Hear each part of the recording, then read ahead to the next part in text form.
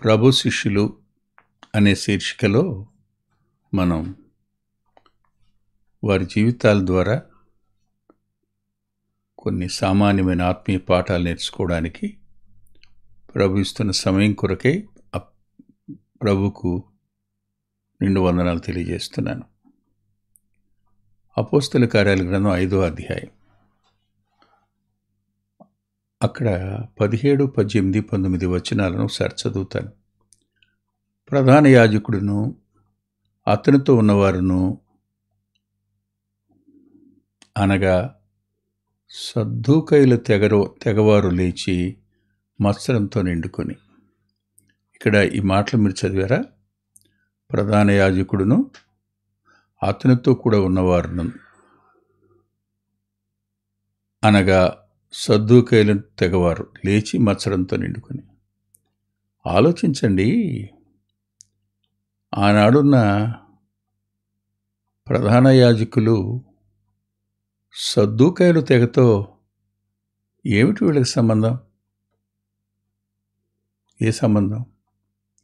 దేవదూతను నమ్మని వారు, పునరుద్ధానాన్ని అంగీకరించని వారితో ఈ ప్రధాన యాజకులు ఎందుకు కలిసినట్టు? ఒక హిస్టోరియన్ అంటాడు, అతడు కూడా సద్దూకయుడేనని. అంటే తండ్రిని నమ్మనివారు, ప్రభువుని నమ్మనివారు, పరిశుద్ధాత్మని నమ్మనివారు క్రైస్తవులు అని పిలువబడ్డానికి ఎలాగో అర్హులు కారో, వీళ్ళు యూదులైనంత మాత్రాన, వీరు లేవి గోత్రానికి చెందినవారైనంత మాత్రాన, అతగాడు అహరోను సంతానమైనంత మాత్రం చేత అతడు ప్రధాన యాజకుడిగా ఉండడానికి అనర్హుడు, అందులో అనుమానం లేదు. అంతేకాదు, తాను అనర్హుణ్ణి అనే మాట అతడు ఎప్పుడో తేల్చేశాడు. ప్రభుని తీర్పు తీరుస్తున్న దినాన్న అతడు తన వస్త్రాన్ని చింపుకున్నాడు. తన అంగీ ఎప్పుడైతే చినిగిపోయిందో పాత నిబంధన యొక్క ప్రధాన యాజకత్వం కూడా అయిపోయింది. ఇంకా అప్పటి నుంచే మెల్కిసెదెకు యాజకత్వం ప్రారంభమైంది. ఆలోచిద్దాం. అపోస్తలులను బలాత్కారంగా పట్టుకొని పట్టణపు చెరసాలలో ఉంచిరి. నేను ఇలా అనుకుంటాను, ఎవరు వీళ్ళు? వీళ్ళంతా ఎవరు? యాకోబు సంతానం కాదా? అబ్రహాం పిల్లలు కారా? పైనున్నది అపోస్తలు ఎవరు? వాళ్ళు అదే సంతానం కదా. మరి వీళ్ళు వాళ్ళ మీద మత్సరంతో లేచి చెరసాల్లో పెట్టించవలసినంతటి పాపం ఏం చేశారు వీళ్ళు? ఒక వ్యక్తిని బాగు చేయడమా? ఒక దుర్బలునికై జరిగిన ఉపకారానికి ఇంతటి ప్రతీకారం తీర్చుకుంటారా? ప్రజలు వారి పక్షంగా చేరుతున్నారు అన్నప్పుడు యోధా మతానికి వచ్చిన కోపం అది. యోధా మతం అనడానికి లేదు, యోధా మతాన్ని అబద్ధంగా నడుపుతున్న వారికి వచ్చిన కోపం అది. దేవుని మహిమ తొలగిపోయిన దేవాలయంలో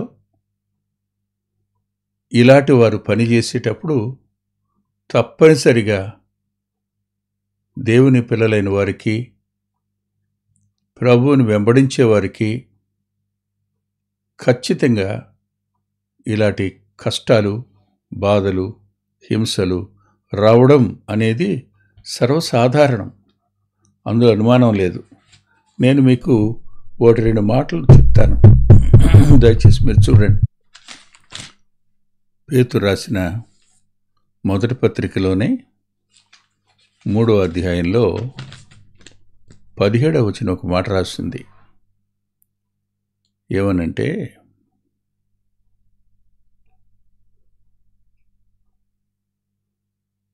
15, 16, 17 వచనాలు అంటూ 18లో తర్వాత చదువుదాం.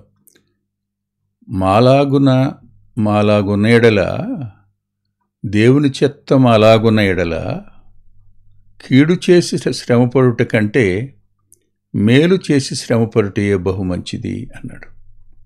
అంటూ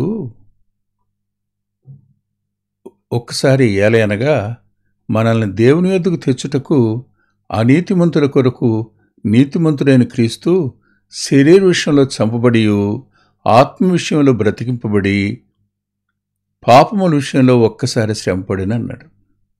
ఆలోచించండి, మేలు చేసి కీడును అనుభవించడం, మేలు చేసి శ్రమపడడం, మేలు చేసిన వాళ్ళని మర్చిపోవడం అనేది ఒక ఎత్తును, మేలు చేసిన వారి మీద లేనిపోయిన మత్సరాన్ని రేపేవాళ్ళు కొంతమంది.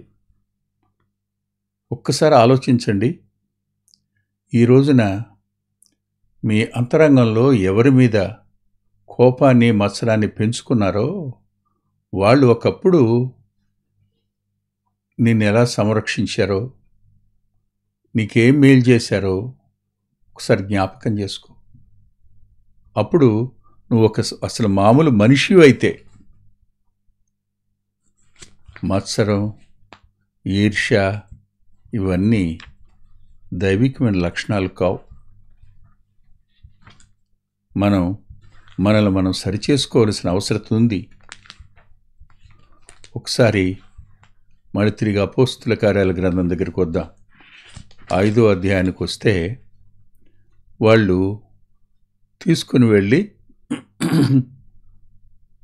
బలత్కారంగా పట్టుకొని పట్టణపు చెరసాల్లో ఉంచిరి. ఎవరిని?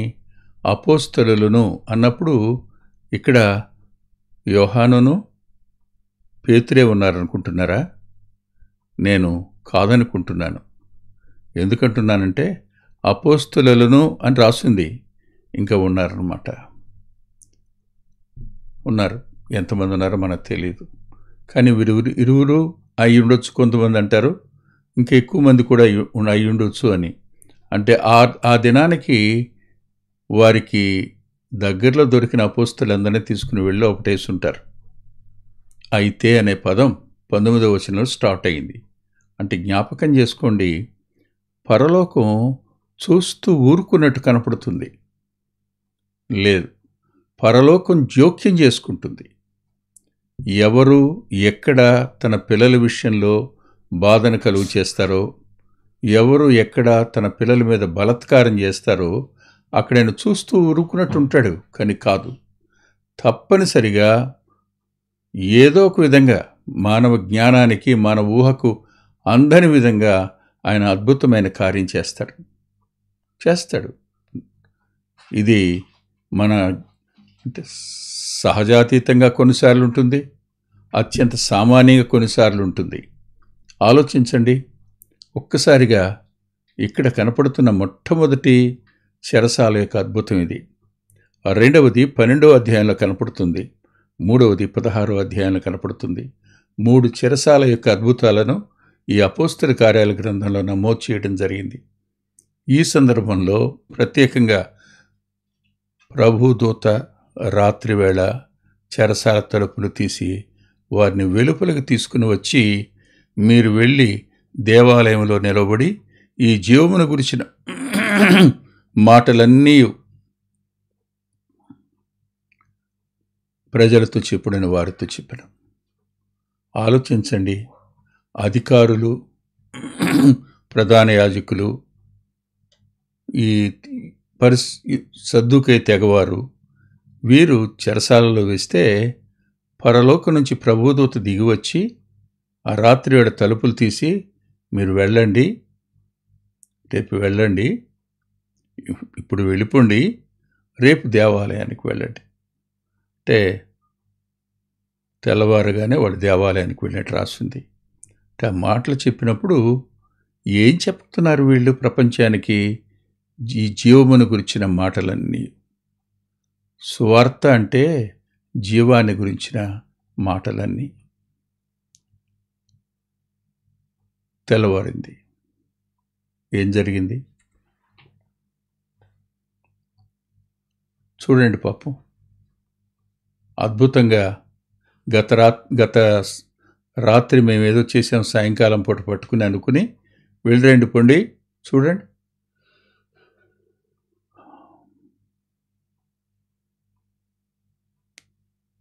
బంట్రో పెద్దలందరినీ పిలిపించారు, మహాసభ వారిని కూడబెట్టారు. ప్రధాన యాజకుడు అతనితో కూడా ఉన్న వారందరూ వచ్చారు. వచ్చి అతనితో మహాసభను, ఇశ్రాయేలు పెద్దలందరినీ పిలిపించారు. వెళ్ళి వాళ్ళని తోడుకురండి అని బంట్రోతుని పంపించారు. బంట్రోతు వెళ్ళి చూసినప్పుడు చెరసాలలో కనపడలేదు. చెరసాల బహు భద్రంగా మూసింది. కావులు వారి తలుపుల మీద నిలబడి ఉన్నారు. కానీ తలుపులు తెరిచినప్పుడు లోపల మాకొక్కడైనానో కనపడలేదని వారికి తెలిపారు. ఏమైనా చెప్పండి. దేవునికి విరోధంగా నిలిచింది ఏదైనా ఒక రోజున తెల్లముఖం వేయాల్సిందే. దేవునికి విరోధంగా చేసిన, బలాత్కారం చేసిన ఏ వ్యక్తి అయినా ఒకానొక దినాన్న తల ఉంచుకు నిలబడవలసిందే. ఏమీ చేయలేని నిస్సహాయతలోనికి వెళ్ళిపోతాడు. తిరిగి జవాబు కూడా చెప్పుకోలేని దిక్కులేని తనంలోనికి పెడతాడు. భూమి మీదైనా నిత్యత్వంలోనైనా. జాగ్రత్త, భయపడకండి. నమ్మకంగా మన వంతు మనం చేయడానికి ప్రభు మీద ఆనుకుందాం, తల్ల ఉంచుదాం. ప్రేమగల ప్రియ పరలోకపు తండ్రి, జీవాధిపతి, కొద్ది మాటలు చెప్పడానికి మీరు సాయపడ్డారు. మీరు నీ దాసుని ఈ వారం దినాల పాటు డెంగ్యూతో సఫర్ అవుతున్నప్పుడు మీరే కార్యం చేసి నెమ్మదినిచ్చారు. మరి ఫోన్ ఆఫ్ చేయడం వల్ల చాలామందికి అసౌకర్యం ఏర్పడింది. క్షంతవ్యుణ్ణి, వారి అంతరంగాలను బలపరచండి, వారి కుటుంబ అవసరతలను తీర్చండి. మా రాష్ట్రాన్ని దయచేసి జ్ఞాపకం చేసుకోండి. యేసుక్రీస్తు ప్రభు వారి పేరిట ప్రార్థిస్తున్నాం తండ్రి. ఆమేన్, ఆమేన్. ప్రభు చిత్తమైతే ఆదివారం లైవ్లో 9:30 గంటలకు కలుసుకుందాం.